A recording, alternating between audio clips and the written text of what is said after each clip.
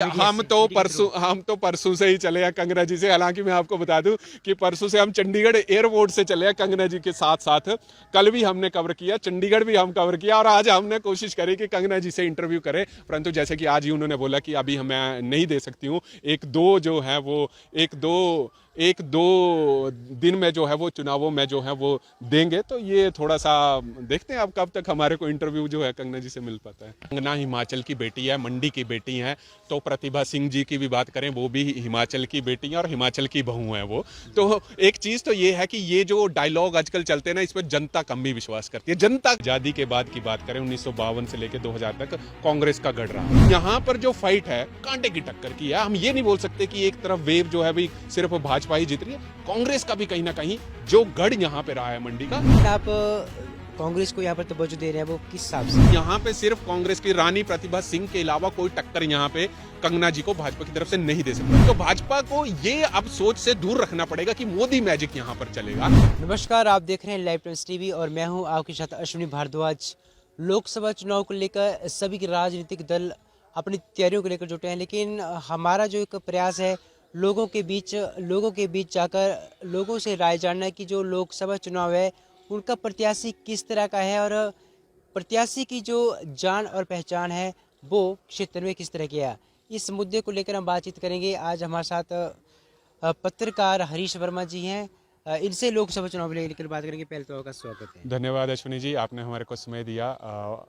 आप आज हम जिला मंडी की लोकसभा क्षेत्र में ही खड़े हैं, परंतु एक चीज़ हम आपको बता दूं कि अगर कांग्रेस की बात रहे तो कांग्रेस की अगर मैं बात करूं तो जिला मंडी जो था, अगर आज़ादी के बाद की बात करें 1952 से लेकर 2000 तक कांग्रेस का गढ़ रहा।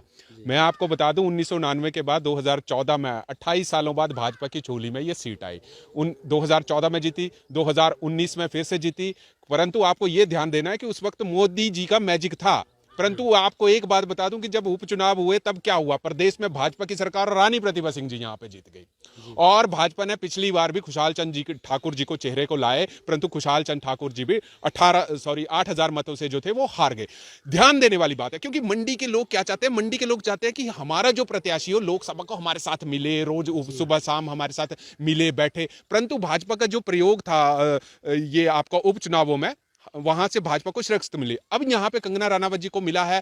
कल ही वो यहाँ पर आई हैं, उन्होंने कहा कि मैं काफी ज्यादा मेहनती हूँ, मिलनसार है, इसी क्षेत्र के संबंध रखते हैं। परंतु अगर हम फाइट की बात करें तो यहाँ पर जो फाइट है कांटे की टक्कर की है। हम ये नहीं बोल सकते कि एक तरफ वेव जो है भी सिर्फ भाजपा ही जीत रही है, कांग्रेस का भी कहीं ना कहीं जो गढ़ यहाँ पे रहा है मंडी का, कंगना जी के लिए भी जो है वो उनको काफी प्रैक्टिस जो है वो और जो काफी मेहनत जो है मंडी की लोकसभा जीतने के लिए करनी पड़ेगी।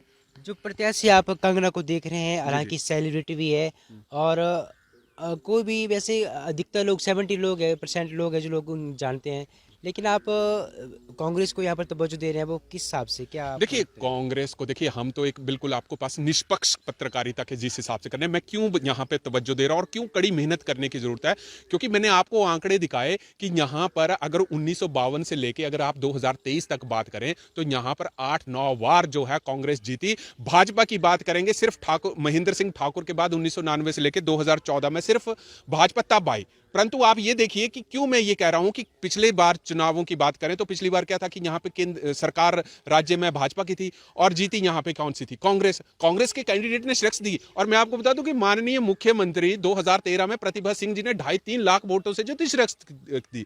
मंडी के लोग यही जानते हैं कि क्षेत्र का विकास हो, क्षेत्र हम जिस प्रतिभागी से मिले, हमारे साथ रोज सुबह शाम जो है वो मिले और जब भी हमारे पास कोई काम हो मिलने जाएं। परंतु जहां तक हम कंगना जी की बात करेंगे, ये भी एक आपस में भाजपा ने ये चेहरा तो जरूर लाए। अब ये तो देखने वाली बात होगी कि भाजपा की ये जो उम्मीदवार हैं ये जनता के बीच में कैसे जाते हैं, मीडिया के सामने कैसे जाते हैं, तो ये सारी चीजें जो है ये फैक्टर में लाएंगे। और अब ये जो मुकाबला है, मैं आपको खुद बता दूं कि कांटे का टक्कर का होने वाला है। अभी जो कांग्रेस है प्रत्याशी घोषित नहीं कर पा रही है, क्या लगता है आपको, कैसा प्रत्याशी कंगना के मुकाबले होने चाहिए? देखिए, प्रत्याशी अभी हमारे को भी सूत्रों के हवाले से पता लगा कि देखिए अब ये युवा जिसको हम बोल सकते हैं, अभी तो बॉलीवुड से आए हैं, अभी नेत्री हम कह सकते हैं, भाजपा ने ये अनाउंस कर दिया। परंतु कांग्रेस की मैं बात करूं, यहां पे सिर्फ कांग्रेस की रानी प्रतिभा सिंह के अलावा कोई टक्कर यहां पे कंगना जी को भाजपा की तरफ से नहीं दे सकता। क्यों मैं ये वाक्य कर रहा हूं? क्योंकि रानी प्रतिभा सिंह खुद एक, मतलब आपको बोल सकते हैं, एक एक्सपीरियंस यहां से लीडर रह चुकी हुई है। और देखिए अब यहां पे कांग्रेस को थोड़ी सी, यहां पे जितने भी यहां पे सरका घाट की बात करें, हमने भी देखा काफी गुट यहां पर बने थे, ये सभी को, चाहे मुख्यमंत्री की बात करूं, क्योंकि राजनीतिक उथल पुथल भी इतनी ज्यादा मची। अब यहां पर अगर मंडी की लोकसभा सीट कांग्रेस को जीतनी होगी तो चाहे मुख्यमंत्री हैं, चाहे विक्रमादित्य सिंह जी हैं, सभी को इकट्ठे होकर जो है लोगों के बीच में जाना पड़ेगा। और वहीं भाजपा की अगर हम बात करें तो भाजपा को यह अब सोच से दूर रखना पड़ेगा कि मोदी मैजिक यहां पर चलेगा। अब मोदी मैजिक की जो वेटेज है वो थोड़ी सी यहां पर कम होगी, तो भाजपा को भी, चाहे विपक्ष के नेता जयराम ठाकुर जी और जितने भी विधायक है, हालांकि 17 विधानसभाओं में 12 यहां पर विधायक है, तो सभी को जो है वो कंगना के साथ चलना पड़ेगा। क्योंकि अभी देखिए ये इतने एक्सपीरियंस नहीं रखते हैं राजनीति में, इनको उतारा गया है। तो इन सभी लीडर्स को, भाजपा को भी मेहनत करने की जरूरत है और कांग्रेस को भी मेहनत करने की जरूरत है। आपकी कोई बात हुई कंगना जी से कभी? देखिए हम तो परसों से ही चले हैं कंगना जी से। हालांकि मैं आपको बता दूं कि परसों से हम चंडीगढ़ एयरपोर्ट से चले हैं कंगना जी के साथ साथ। कल भी हमने कवर किया, चंडीगढ़ भी हम कवर किया, और आज हमने कोशिश करी कि कंगना जी से इंटरव्यू करें। परंतु जैसे कि आज ही उन्होंने बोला कि अभी मैं नहीं दे सकती हूँ, एक दो दिन में जो है वो चुनावों में जो है वो देंगे। तो ये थोड़ा सा देखते हैं अब कब तक हमारे को इंटरव्यू जो है कंगना जी से मिल पाता है। कंगना जी को क्या लगता है आपको, कोई ऐसी कौन सी फील्ड, जैसे युवा की बात करें या महिलाओं की वर्ग की बात करें या जो बुजुर्ग है या पूर्व सैनिक है, कौन सी फील्ड आपको ढीली लगती है आपकी देखिए हमने भी लोगों के बीच में जाने की बीच में कोशिश करी। देखिए लोगों का ये काफ़ी अच्छा है कि जी कंगना हिमाचल की बेटी है, मंडी की बेटी है। तो प्रतिभा सिंह जी की भी बात करें, वो भी हिमाचल की बेटी है और हिमाचल की बहू है वो। तो एक चीज़ तो ये है कि ये जो डायलॉग आजकल चलते हैं ना, इस पर जनता कम भी विश्वास करती है। जनता का मुद्दा क्या होता है? कंगना जी की अगर मैं बात करूं तो देखिए इनको थोड़ा सा ये रखना पड़ेगा कि लोगों के बीच में, देखिए पंचायत में भी जाना पड़ेगा, लोगों से मिलना पड़ेगा कि आप हमारे अपने हैं, विश्वास दिलाना पड़ेगा। हालांकि कल बलद्वाड़ा में उन्होंने कहा कि मेरे ताऊ चाचे मौसी सभी यहाँ के हैं, परंतु देखिए यहाँ पे तो उनका अपना घर है। अब 17 लोग विधानसभा सीटों में जाना है उनको, तो 17 विधानसभा सीटें बहुत बड़ी सीटें हैं आपके पास।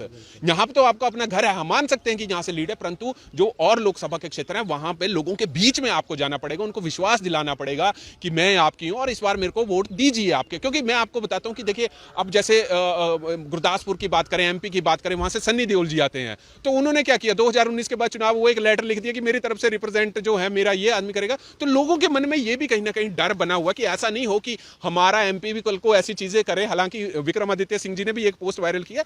तो कंगना जी को हालांकि अगले 2 महीनों में जनता के बीच में जाके रहना, क्योंकि देखिए जब एक लोकसभा का उम्मीदवार कहीं पे जाता है तो उसको घेरा बनाया जाता है, पार्टी के नेताओं द्वारा घेरा बनाया जाता है, सिक्योरिटी के नेता घेरा बनाया जाता है। तो लोगों के मन में ये रहती है कि यार ये मेरे से मिला नहीं है आपके पास। तो ये लोगों के बीच में जाके लोगों की समस्याएं, चाहे वो घर पे आए लोग, चाहे आपसे मिलने आए, आपको समय देना पड़ेगा। हर किसी के साथ जो है वो आपके साथ बराबर जो है वो चलना पड़ेगा। अंतिम प्रश्न, जैसे अभी प्रदेश सरकार, अभी विधानसभा में एक जो अभी खेला गया है, उसका इफेक्ट लोगों पर किस तरह पड़ेगा, और जो राज्यसभा सीट भाजपा की झोली में गई है और जो बागी विधायक हैं वो भाजपा में अब शामिल हो गए हैं, क्या कहेंगे आप, कितना इफेक्ट दोनों पार्टियों? देखिए ये तो कहीं ना कहीं इस बात है, सुखविंदर सिंह सुक्खू जी की मैं बात करूं, माननीय मुख्यमंत्री हैं, 40 सीटें थी, परंतु इतना बहुमत होने के बाद भी संगठन सीटें नहीं संभाल पाया। 40 में से आपके 6 विधायक हाथ से छूटे, और 3 विधायक तो ऐसे हैं जो कि मुख्यमंत्री की कंस्टिट्यूएंसी से, नदौन की बात करूंगा, आपके पास बड़सर के, आपके पास राजेंद्र राणा, 3 विधायक